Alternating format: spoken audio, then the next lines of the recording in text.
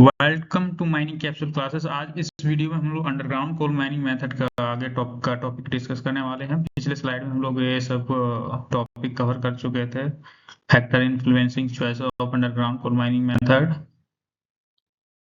कोल mining methods का classification and further हम लोग देखे थे underground coal mining method, board and pillar mining method, long hall mining method और थिक सीम माइनिंग के बारे में डिस्कस किए थे। और फिर हम लोग board and pillar mining method के बारे में देखे थे, इसका डेफिनेशन देखे थे, इसका स्टेज देखे थे और इस डायग्राम के बारे में हम लोग जिक्र किए थे। आज इस वीडियो में हम लोग applicability condition of board and pillar mining method के बारे में डिस्कस करने वाले हैं। Board and pillar mining method किस कंडीशन में इसको अप्लाई किया जा सकता है। इसके लिए सबसे पहला है कि आपका जो थिकनेस होगा कोल सीम का वो 1.5 मीटर से अधिक थिकनेस होना चाहिए और ये सीम जो है स्टोन और डर्ट बेंड से फ्री होना चाहिए। सीम एट मॉडरेट डेप्थ में होना चाहिए। सीम विच आर नॉट गैसी, ज्यादा हाईली गैसी नहीं होना चाहिए। Seam with strong roof and floor, strong roof भी इसका होना चाहिए और floor which can be stand for a long period after development stage is over. और कोल का जो है coal of adequate crushing strength होना चाहिए, ना सबसे ज्यादा और ना ही कम। ठीक है, कोल जो है एडिक्वेट क्रशिंग स्ट्रेंथ का होना चाहिए। नेक्स्ट हम इस वीडियो में देखें design of board and pillar working. जब भी board and pillar mining method का हम लोग डिजाइन करते हैं तो हम लोग कौन कौन सा पॉइंट को कंसीडर करते हैं। तो इसमें हम लोग देखेंगे the main elements of board and pillar working are as follow.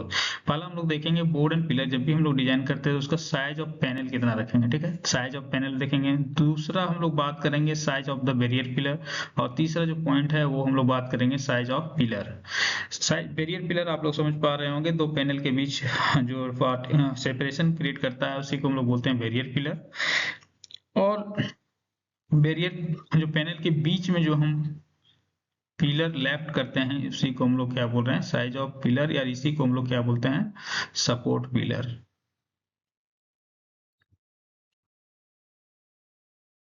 और ये हमारा जो दो पैनल के बीच में जो पिलर लेफ्ट करते हैं इसी को हम लोग बोला जाता है बैरियर पिलर, या दो माइंस के बीच बोलिए या दो पैनल के बीच बोलिए, इसी को हम लोग बोलते हैं बैरियर पिलर। ठीक है, तो बोर्ड एंड पिलर को डिजाइन करने से पहले हम लोग को कंसीडर किया जाता है कि पहले साइज ऑफ पैनल क्या रखेंगे, किस किस फैक्टर पे डिपेंड करेगा कि साइज ऑफ पैनल कितना होना चाहिए, बैरियर पिलर का साइज कितना होना चाहिए, पिलर का साइज कितना होना चाहिए। पहला हम लोग पॉइंट को डिस्कस करेंगे इसमें साइज ऑफ पैनल। पैनल का साइज कितना होना चाहिए।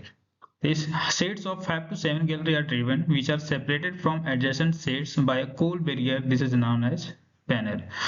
That means 5 to 7 जो गैलरी है, मेन गैलरी को लेकर यहाँ पे कितना है 1 2 3, इसी तरह आप 5 to 7 गैलरी को लेकर क्या करते हैं, एरिया को जो सेपरेट करके हम लोग कोल बैरियर से, उसी को हम लोग क्या बोलते हैं, उस एरिया को हम लोग बोलते हैं पैनल। पैनल बोलिए, डिस्ट्रिक्ट बोलिए या तो सेक्शन। पैनल, डिस्ट्रिक्ट, ये दोनों सेम ही होता है। ठीक है, तो साइज ऑफ पैनल किस पे निर्भर करता है वो हम लोग देखते हैं।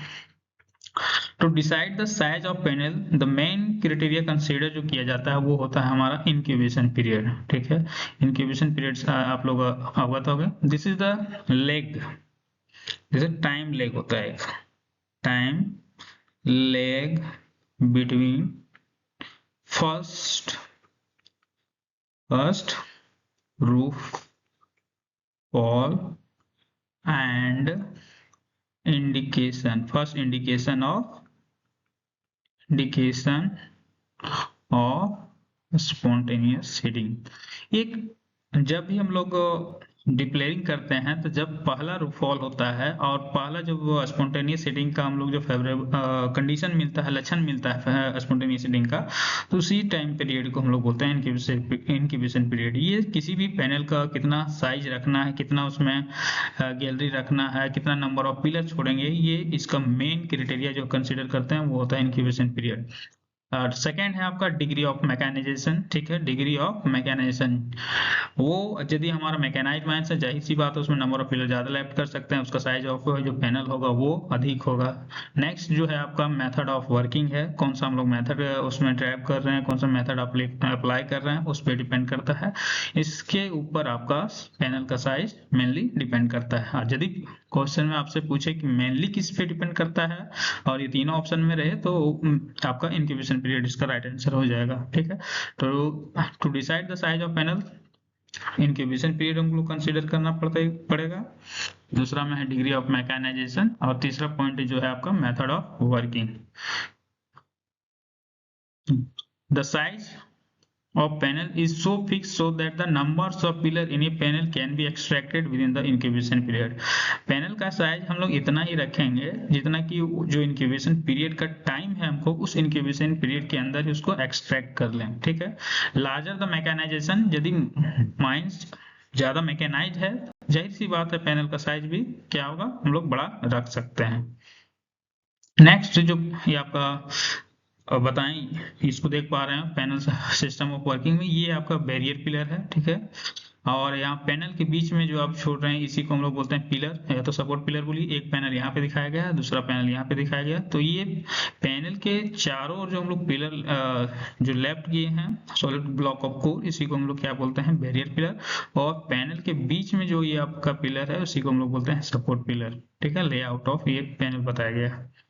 नेक्स्ट में है आपका साइज ऑफ बैरियर पिलर, जो बैरियर में हम लोग पिलर छोड़े हैं उसका साइज किन किन बातों पर डिपेंड करेगा। तो the width of pillar depends on the load which it has carry and its strength. Barrier pillar का साइज उस पर लोड कितना पड़ रहा है, कितना डेप्थ में मेरा वर्किंग हो रहा है, इस बात पे डिपेंड करेगा। जाहिर सी बात है जितना ज्यादा डेप्थ होगा उसके ऊपर उतना ज्यादा लोड आएगा, और इसके कंपैरिजन में हम लोग क्या करेंगे, डेप्थ जैसे जितना बढ़ते जाएगा उतना हम लोग का क्या होगा, बैरियर पिलर का साइज भी ज्यादा रखेंगे। सेम स्ट्रेंथ ऑफ कोल ही यदि लेस हुआ, स्ट्रेंथ जो कोयला का है यदि स्ट्रेंथ कम हुआ तो पिलर का हम लोग साइज क्या करेंगे, अधिक रखेंगे, ठीक है। नेक्स्ट में है आपका साइज ऑफ पिलर, जो हम लोग पैनल के अंदर जो पिलर छोड़े हैं, ठीक है, ये तो बैरियर पिलर का बात हुआ। जो पिलर के अंदर हम लोग कोयला सॉरी पिलर छोड़े हैं पैनल के अंदर, जिसको हम लोग सपोर्ट पिलर बोल रहे हैं, वो किन किन बातों पे डिपेंड करता है। तो पहला है डेप्थ ऑफ सीम। जाहिर सी बात है आप लोग सीएमआर रेगुलेशन नंबर 111 में पढ़े होंगे कि जैसे जैसे डेप्थ आपका इंक्रीज होता है पिलर का साइज भी क्या होता है, इंक्रीज होते जाता है। तो डेप्थ ऑफ सीम में जैसे जैसे वर्किंग मेरा जो है ज्यादा डेप्थ में होगा तो पिलर का साइज अधिक रखेंगे। नेक्स्ट जो है आपका strength of coal, strength of coal यदि आपका कम रहा तो हम लोग पिलर का साइज क्या करेंगे, पिलर का साइज उसमें अधिक रखेंगे। नेक्स्ट में है nature of roof and floor, nature of roof और फ्लोर पे भी डिपेंड करता है। यदि खराब रहा तो पिलर का साइज हम लोग इसमें भी अधिक रखेंगे। जियोलॉजिकल कंसंट्रेशन का बात किया जाए, यदि इसमें जियोलॉजिकल डिस्टरबेंस या जियोलॉजिकल आपका जो नॉर्मलिटी है ज्यादा हुआ, जियोलॉजिकल डिस्टरबेंस से ज्यादा हुआ, उस कंडीशन में हम लोग क्या करेंगे, पिलर का साइज अधिक रखेंगे। एक होता है टाइम डिपेंडेंट स्ट्रेन, ठीक है। क्या होता है, विद टाइम जो होता है स्ट्रेस जो होता है पिलर में वो इंक्रीज होते जाता है, लेकिन आपका क्या होता है, लोड जो है फिक्स होता है, ठीक है। तो इसी को हम लोग क्या करते हैं, हम लोग टाइम जिस मतलब जितना पिलर का साइज हम लोग कंसीडर करते हैं, जितना रखना होता है उसके कंपैरिजन में अधिक हम लोग को क्या करना होता है, पिलर का साइज रखना होता है। नेक्स्ट पॉइंट का बात किया जाए तो इसमें हम लोग देखेंगे एडवांटेज क्या है, board and pillar mining method यदि हम चला रहे हैं उसका एडवांटेज क्या है। ये मोस्ट कॉमन क्वेश्चन है जो पूछा जाता है, ठीक है। तो इसका एडवांटेज क्या है, इसका एडवांटेज है आपका जो रोड्स एंड एयरवे होता है सॉलिड कोल में, roads and airway are in solid coal and their maintenance cost is low throughout the life of the mine. जब हम लोग इसमें डेवलपमेंट करते हैं तो क्या होता है, इसका रोड्स जो रहता है वो आपका और जो वेंटिलेशन का एयरवे है दोनों सेम फंक्शन करता है, तो ये आपका through out the maintenance cost जो रहता है लाइफ ऑफ द माइन वो कम होता है, ठीक है।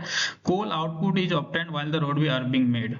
कोल जब हम रोडवे कंस्ट्रक्ट कर रहे थे कोल आउटपुट वहीं से स्टार्ट हो जाता है during the development stage and naturally during the depillaring stage. दोनों डेवलपमेंट में और डिप्लेरिंग में दोनों हम लोग का कोल का प्रोडक्शन मिलता है। Unlike in long wall mining no unproductive work of denning strip packing it is involve. Long wall mining की तरह यदि लॉन्ग वॉल एडवांसिंग करता है उसमें ड्रीम जो स्ट्रिप पैकिंग होता है उसमें ये इसमें इस तरह का जरूरत नहीं पड़ता है। नेक्स्ट है आपका चौथा पॉइंट की बात करें तो the development stage reveals the geological disturbance enabling the management to plan accordingly. Fourth के अकॉर्डिंग जो है जब हम लोग डेवलपमेंट करते हैं तो हम लोग क्या करते हैं, नॉर्मल से एक स्मॉल क्रॉस सेक्शन एरिया का गैलरी हम लोग ड्राइव करते हुए जाते हैं। इस दौरान हम लोग का फायदा ये होता है कि जितना भी जियोलॉजिकल डिस्टर्बेंस है उस दौरान हम लोग को पता चल जाता है। फिर हम लोग क्या करते हैं, उसके अकॉर्डिंग हम लोग प्लान करते हैं पिलर एक्सट्रैक्शन करने के लिए या डेवलपमेंट करने के लिए। हम लोग ड्यूरिंग द डेवलपमेंट हम लोग को ये पता चल जाता है कि यह कहाँ कहाँ पे जियोलॉजिकल डिस्टर्बेंस है। नेक्स्ट पॉइंट में है the working team is usually small at working face. जो वर्किंग टीम रहता है डिफरेंट वर्किंग प्लेसेस पे डिफरेंट वर्किंग टीम रहता है वो बहुत ही स्मॉल होता है। This helps a simpler method of calculation of work performance, smoother and more coordinate work. The effect of absentees is not significant. ठीक है। नेक्स्ट में है आपका जो एडवांटेज है, surface which is like railway, important building, river etc which should not be disturbed by underground methods of mining. Underground mining methods like in open cast mining method जो भी surface structure होता है वो disturb नहीं होता है। And well supported during the development stage. During जब हम लोग डेवलपमेंट करते हैं तो सरफेस का जो स्ट्रक्चर रहता है वो वेल क्या होता है, सपोर्टेड रहता है by solid pillars of coal and later by only partially extracting the pillar if stowing is not practical. यदि स्टोइंग मेथड से करते हैं तो हम लोग फुल एक्सट्रैक्शन कर सकते हैं। आधे सरफेस स्ट्रक्चर को हमको सेव करना है तो हम लोग पार्शियल एक्सट्रैक्शन करते हैं पिलर से।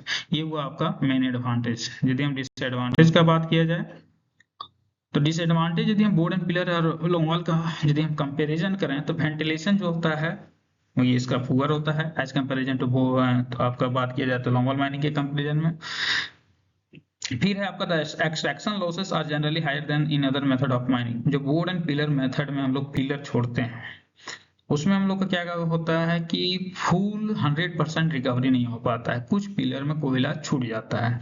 तो इस तरह हमारा नुकसान क्या हुआ, जितना कोयला 100 टन कोयला रहा तो हम लोग 80 टन तक ही निकाल सकते हैं। मींस परसेंटेज जो होता है वो हमारा लॉस होता है 20 to 25% तक हम लोग क्या होगा इसमें बोर्ड एंड पिलर मेथड में एक्सट्रैक्शन का लॉसेस होगा। नेक्स्ट यदि हम बात करें the work is carried at a number of working places.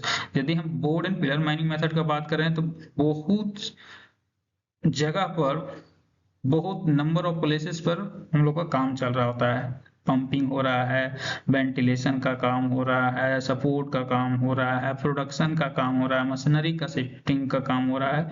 तो ये बहुत जगह लोकेशन पे होता है। इसमें क्या होता है, एक पार्टिकुलर यदि पर्सन यदि सब जगह इन्वेस्ट सुपरविजन करना चाहे तो ये थोड़ा प्रॉब्लम क्रिएट करता है। ठीक है। तो work is carried out at a number of working places creating problem of supervision. और नेक्स्ट इसका डिसएडवांटेज क्या है, एट ग्रेटर डेप्थ, ज्यादा डेप्थ में the working by this method becomes difficult as effect of roof pressure. ज्यादा यदि depth हम लोग जाएं तो इस ज्यादा प्रेशर लगेगा पिलर पे, तो ये इस मेथड से हम लोग क्या कर सकते हैं, डेवलपमेंट नहीं कर सकते। Not easily controllable, heaving of floor and creeping of roof may result in loss of roadway. Heaving और फ्लोर और क्रीपिंग के कारण क्या हो सकता है, रोडवे डिस्टर्ब हो सकता है। Next disadvantage है the effect of subsidence and interaction on other seam are not even and not easily practicable and controllable। जो भी subsidence होगा वो हम लोग इजिली ना तो प्रेडिक्ट कर सकते हैं ना तो इसको कंट्रोल कर सकते हैं। ये इसका मेन डिसएडवांटेज हुआ। और इसका नेक्स्ट जो डिसएडवांटेज है, risk of spontaneous heating is more as comparison to other method of mining. इसमें जो स्पॉन्टेनियस हिटिंग आग लगने का खतरा ज्यादा होता है। स्टार्टा कंट्रोल इज नॉट इजी, जो भी स्टार्टा कंट्रोल है इसको हम लोग इजीली कंट्रोल नहीं कर सकते हैं, ये इसका डिसएडवांटेज है। और नेक्स्ट जो है आपका the need of constant feeding of machinery from one working place to other places. मतलब एक वर्किंग प्लेस से दूसरे वर्किंग प्लेस में हम लोग कॉन्स्टेंटली जो है जब तक माइनिंग चलता है एक जगह से दूसरी जगह हम लोग मशीनरी जो शिफ्टिंग का है काम वो होता रहता है। ये इसका मेन डिसएडवांटेज है, एक जगह से दूसरी जगह शिफ्ट करना इसका मेन डिसएडवांटेज है।